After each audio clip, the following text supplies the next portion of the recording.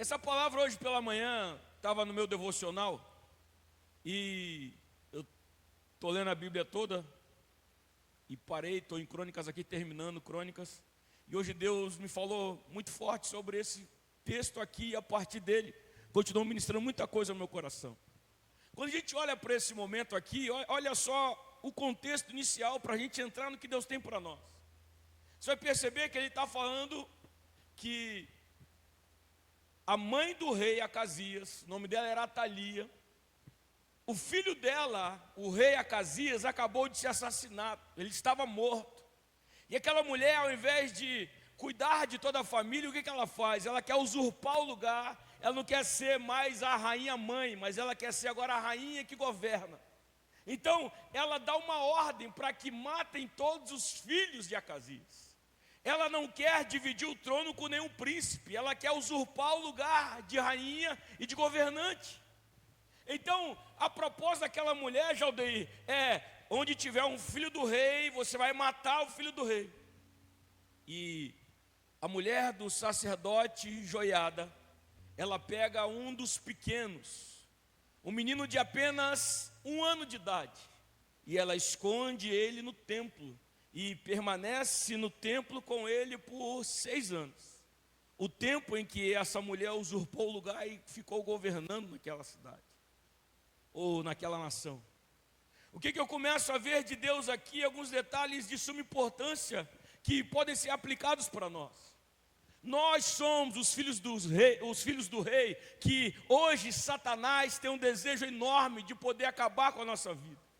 Nós somos os filhos do rei, que nesse momento existe uma trama tentando acabar com o nosso futuro, porque Deus chamou a gente para reinar, Deus chamou a gente para governar, Deus chamou a gente para ir mais longe, mas muitas vezes Satanás, a proposta dele é tentar nos parar enquanto somos pequenos, nos parar enquanto somos indefesos. Mas eu digo para você, aqui nós aprendemos o detalhe preciosíssimo: nós podemos estar escondidos, mas jamais esquecidos de Deus. Podemos estar escondidos em lugares que as pessoas podem procurar por todo lugar, mas o lugar de segurança que estaremos sempre é escondido no templo, é escondido junto ao altar, é escondido junto com o Senhor, porque Ele é o nosso refúgio, Ele é a nossa fortaleza, Ele é o nosso socorro bem presente, Ele é aquele que, quando nós temos dificuldade, podemos correr para Ele.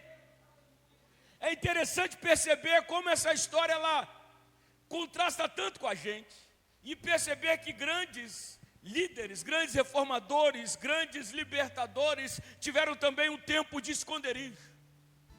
Tiveram também um tempo onde eles precisaram passar pelos seus esconderijos em cavernas, em cisternas, esconderijos em outros países, em outros lugares, mas uma coisa certa: Deus sempre sustentou os seus. E eu digo para você uma palavra: Deus é o Deus que te sustenta, não importa onde você esteja. Então, escondido sim, mas esquecido nunca. Quando eu olho para essa história, a gente vai perceber justamente o que aquela mulher faz. É o que é a artimanha de Satanás. Eu ainda não tenho defesa própria, então agora um comando vem para tentar me paralisar. Mas aí Deus sempre vai levantar um sacerdote, ou no nosso caso, Deus levantou um sumo sacerdote, o Senhor Jesus Cristo, para que possa nos guardar, para que possa nos esconder nele, para que possa nos colocar em um lugar de segurança, numa posição, obrigado a Deus, numa posição aonde Ele não consegue nos encontrar. Aquela mulher, ela poderia levar o menino para dentro da sua casa, do seu quarto. Aquela mulher podia levar o menino para uma caverna e poder fazer de lá um forte para ele. Mas, como seu marido era um sacerdote, ela falou: o lugar mais seguro para que eu possa esconder essa criança vai ser no templo. O que me leva a ver é que aquela mulher, aquela usurpadora chamada Atalia, governou 6 anos sem nunca ter ido no templo. O templo era um lugar onde as pessoas não tinham tanto costume de estar frequentando naquele período. Se tornou um esconderijo. Eu digo a você, quando você estiver passando por uma perseguição, por uma tribulação, pelo dia mau, esse lugar tem que ser um lugar de refúgio para você. Esse lugar tem que ser um lugar onde você possa ter o seu esconderijo no Senhor. Esse lugar é um lugar que aquela criança, Alessandro, aquela criança, ela começa a ser cuidada dentro do templo. É lá que a fralda é trocada. É lá que o alimento é dado. É lá que ele continuou a se desenvolver. Foi lá, já aldeia, que ele aprendeu a dar os primeiros passos. Foi lá que ele aprendeu a dizer, Sônia, as primeiras palavras. Dentro do templo. O lugar onde nós podemos fazer como aquela criança que se tornou rei. É justamente assim. É começar a dar os primeiros passos dentro do templo. Começar a dar as primeiras palavras dentro do templo. Começar a perceber o cuidado de outras pessoas com a gente dentro do templo. Começar a perceber que nós chegamos bebê e começamos a se desenvolver dentro do templo, longe das coisas que estão acontecendo lá de fora, longe de toda a perseguição, longe de toda a tribulação, sustentado, guardado, protegido e se desenvolvendo. Estou dentro do templo, tem alguém cuidando de mim, estou dentro do templo, tem alguém me amamentando, estou dentro do templo, tem alguém me ensinando aquilo que é bom, estou dentro do templo, tem alguém me protegendo, estou dentro do templo, tem alguém me acalentando, estou dentro do templo, e alguém está comigo.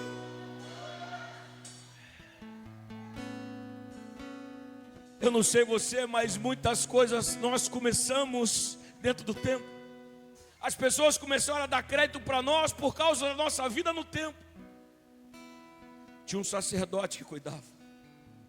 A esposa do sacerdote passava o maior tempo cuidando da criança. Quem é essa criança? É apenas um bebê, o pai dele está morto, os irmãos dele estão mortos. Mas sabe quem ele é? Marinete, ele é um descendente de rei.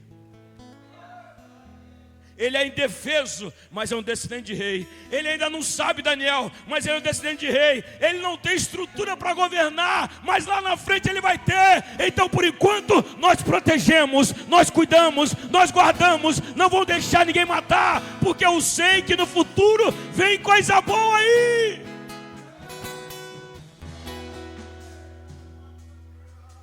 Eu não sei se você está conseguindo pegar o que Deus está dizendo, mas todos nós somos como o pequeno rei Joás.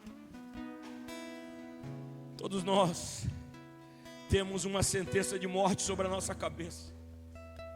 Tem pessoas que estão perdendo o sono para tentar paralisar a gente. E uma coisa que eu aprendi é que ladrões não assaltam casas vazias. Você vai passar pela rua, vai ver terrenos abandonados, casas abandonadas, vai ver ladrão planejando entrar nesse lugar. Então talvez você não saiba o valor que há dentro de você ainda, mas o mundo espiritual sabe. E toda vez que você estiver passando por algum tipo de afronta, ele está tentando parar você agora, porque no futuro ele sabe que há uma profecia, assim como aconteceu uma queda no jardim, e naquele dia da queda no jardim, uma sentença foi declarada para a serpente, que ela tomaria um pisão na cabeça. Assim da mesma forma Satanás sabe, se eu não parar ela agora, se eu não parar ele agora, se eu não fizer ele cansar, se eu não tirar ela do foco agora, vai chegar uma hora que ele vai me paralisar. E eu digo a você, Satanás, tem uma igreja se levantando para paralisar as afrontas que você tem trazido contra a família deles, contra esse lugar. E saiba, a mão do Senhor é sobre nós.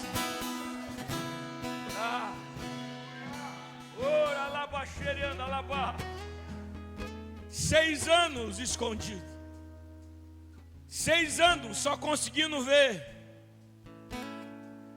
o sol pela janela, 6 anos que conseguia ver o jardim pela janela, 6 anos que não poderia passear para longe, tinha que ficar por ali por perto do templo. 6 anos sendo sustentados dessa forma aí. Eu olho e vejo grandes homens da Bíblia que também precisaram ser escondidos. E Alguém poderia até pensar que eles estavam esquecidos, mas não, eles estavam apenas escondidos.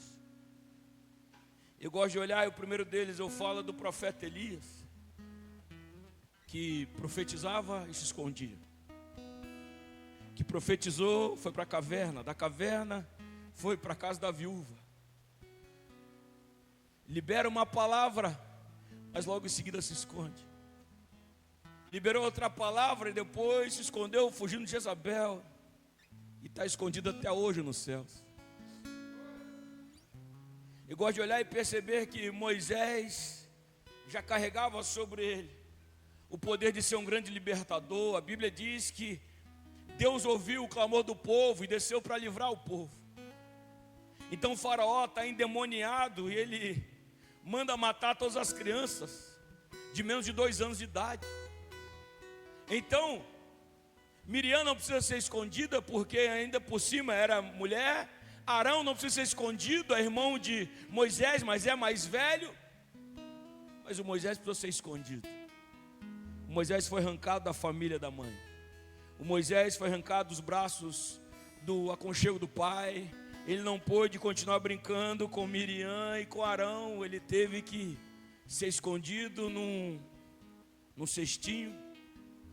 E depois ficou escondido no palácio. O faraó queria matar todas as crianças, mas esqueceu que Deus escondeu uma criança lá no palácio. E essa criança que seria o responsável pela libertação do povo. Às vezes nós somos pessoas desconectadas das demais nesse sentido.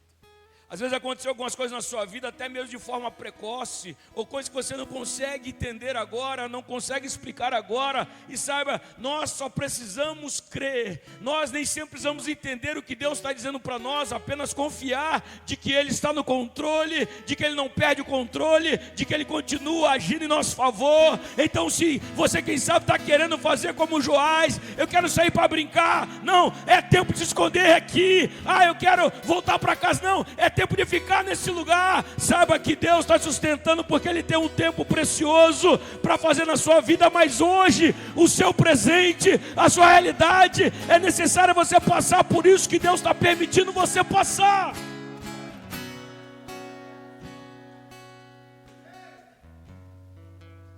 Moisés vai ter tempo de família com 80 anos de idade, gente. Tempo de família, 80 anos de idade. É lá que ele vê a irmã dançando. É lá que ele consegue conversar com o irmão.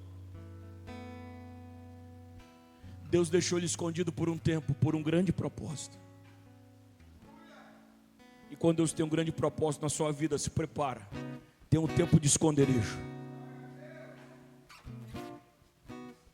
José teve esconderijo. Davi teve esconderijo. E por isso Ele deixa tantos salmos para nós, dizendo sobre esse refúgio, sobre essa fortaleza. Até o nosso Jesus precisou ser escondido quando o bebê é escondido. E até mesmo depois de adulto, quando nós vemos depois que Ele brada na cruz do Calvário, o seu corpo é escondido numa sepultura por 3 dias. E o inferno pensou que tinha acabado. Olha, quase que foi dessa vez, né? O inferno deve ter pensado. Mas ele estava apenas escondido, porque Deus sabia o plano perfeito para mim e para você. Então essa mensagem, essa manhã, ela mexeu muito comigo. E eu entendi que Deus, Ele tem esses planos para liberar para nós, para falar com a gente. Deus sempre vai ter alguém para cuidar da gente quando a gente não tem condições de se cuidar. Nós precisamos sim de um autocuidado, mas tem momentos que nós não podemos cuidar de nós mesmos. Deus vai levantar alguém para cuidar. E Deus levantou uma família de sacerdotes para poder cuidar daquele menino. Quando a própria avó tinha sede de exterminá-lo, quando a própria avó não estava com desejo de criá-lo, quando a própria avó pensou, agora é minha hora de poder chegar no trono, um sacerdote o escondeu, um sacerdote cuidou. E quando o sacerdote percebeu que já tinha uma mínima estrutura que fosse, falou: eu vou com você e vai chegar a sua hora de governar. Gente, você imagina, você com 7 anos de idade, e aí você está numa reunião e se une todos os sacerdotes, o povo vem e eles proclamam que você é o novo rei em Judá. Joás se torna rei com 7 anos de idade, gente. 7 anos.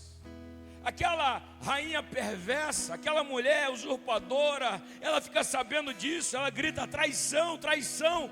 Só que todo o povo agora está do lado do sacerdote Joiada. E o que o sacerdote Joiada está dizendo, eles assinam embaixo, por quê? Porque nós não queremos que nos governe alguém com técnicas humanas, alguém que tente fazer uma manipulação humana, mas toda vez que o justo governar, nós vamos poder florescer. Toda vez que nós vemos um justo, alguém que busca o auxílio de Deus para poder governar, nós vamos chegar em lugares maiores. Então aquele sacerdote fala: eu serei o sacerdote, eu vou cuidar, mas o rei é o pequeno Joás. Isso aqui é importante demais.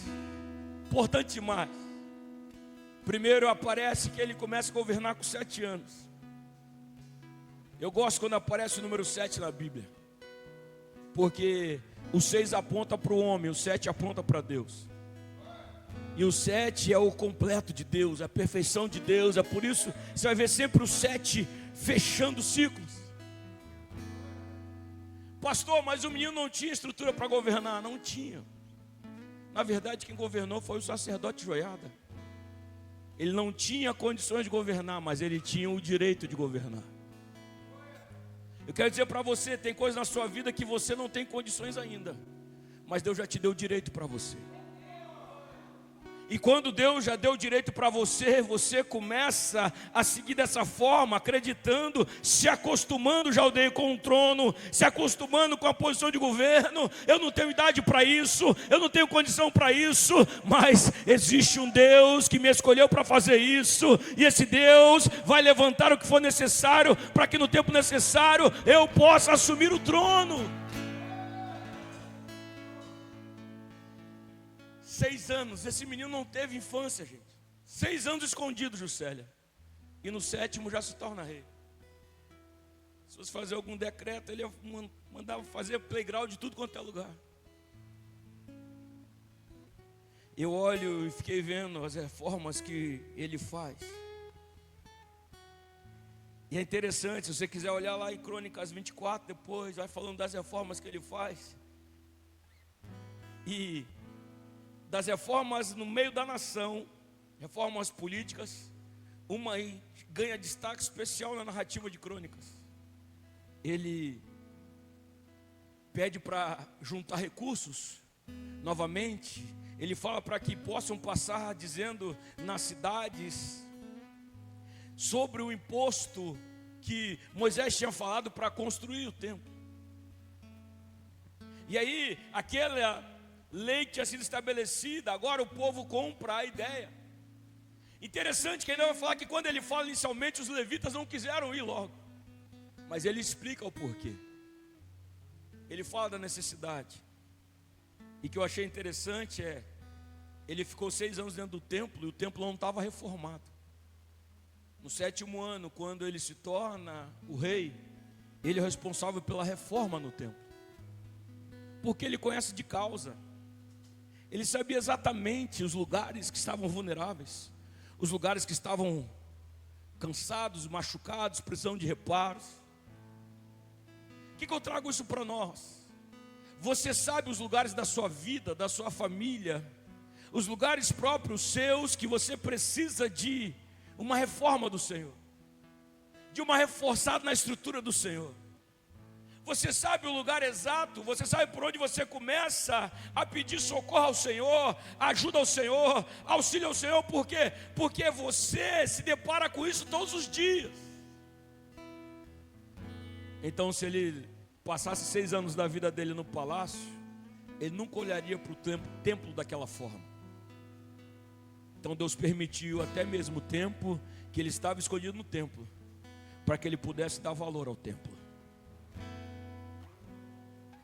Deus permite algumas coisas acontecer na sua vida para você dar valor para essa área na sua vida. Deus permite algumas coisas acontecer na sua casa para você dar valor para a tua casa. Deus permite algumas coisas acontecer no seu casamento para você dar valor no seu casamento. Deus permite algumas coisas acontecer na vida dos seus filhos para você dar valor para os seus filhos. Deus permite alguma coisa acontecer na sua saúde para você dar valor para a sua saúde. Por quê? Porque a história não acaba do jeito que ela está hoje. A história vai terminando quando Deus entrar no governo e quando Ele começar a trabalhar, quando Ele começar a fazer. Ei, lembra que o 7 aponta para o trabalho de Deus. E eu digo para você, igreja, crê que tem um tempo em que o Senhor vai fazer. Ele é aquele que reforma, Ele é aquele que faz a estrutura ser fortalecida. Ele sabe exatamente os seus pontos fracos, suas áreas vulneráveis, e Ele vai trabalhar em cima disso. Creia que Ele marcou essa terça-feira para fazer isso sobre você.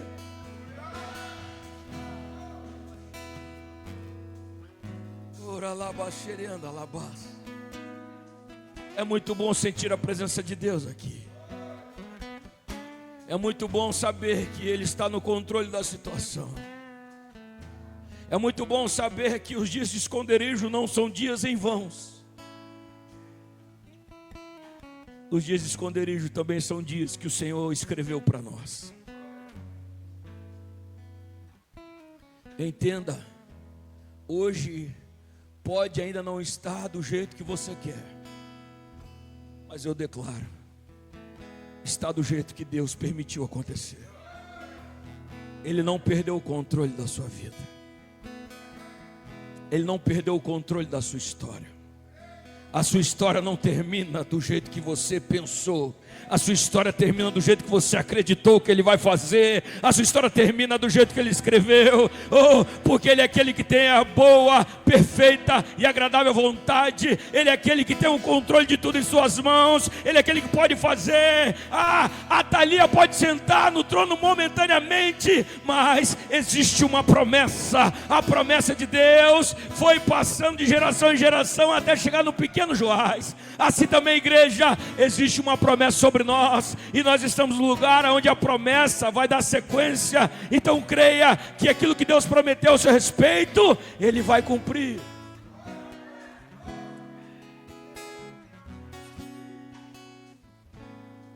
Eu termino a mensagem justamente em cima disso aqui, Max. Por quê que aquela mulher convence o sacerdote, e o sacerdote convence todo o povo a esconder o Joás? Porque havia uma promessa. Você lembra uma promessa que Deus faz a Davi? Quando Davi queria construir o templo do Senhor, e Deus fica tão feliz com aquilo, tão agraciado com aquilo, que Deus dá uma negativa temporária para Davi, dizendo: não é você que vai construir o templo, suas mãos são sujas, mas o seu filho vai. E Deus ainda fala: porque você pensou dessa forma, sempre haverá um descendente seu governando. Você pode morrer, mas na próxima geração tem um descendente seu. Seu filho pode morrer, mas na próxima geração seu neto vai. Seu neto pode morrer, mas na próxima geração seu bisneto vai, e por aí vai indo. Joás era descendente de Davi. Então, Marinete, você concorda comigo que naquele momento eles não estão escondendo Joás, eles estão protegendo a promessa. Não é o Joás que está sendo escondido, é a promessa que está sendo preservada. Deus é um Deus que Ele libera a palavra, mas Ele encarrega pessoas para proteger a palavra, para cultivar a palavra, para alimentar a palavra, para sustentar a palavra, para proteger a palavra, até que ela esteja pronta para ser cumprida, Daniel. Eu não sei quanto tempo tem que a palavra foi liberada para você. Eu não sei quanto tempo mais ela vai precisar para estar pronta. Mas eu sei que Deus já levantou pessoas para cultivar ela, para proteger ela, para guardar ela, para preservar ela, porque o que Ele falou vai se cumprir. Eu sinto Deus no meio de nós. Eu não quero nem mais continuar pregando. Eu queria que vocês ficassem de pé no seu lugar. Eu sinto Deus no meio de nós. Tem uma presença de Deus no meio de nós.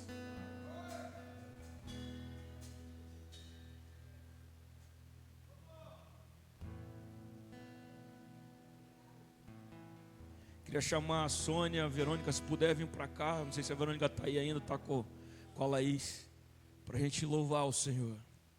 E eu sei que a gente tem um Deus que o que Ele fala, irmãos, Ele não precisa de ninguém ajudando Ele para fazer, mas Ele escolhe pessoas para que possam se envolver naquilo que Ele tem.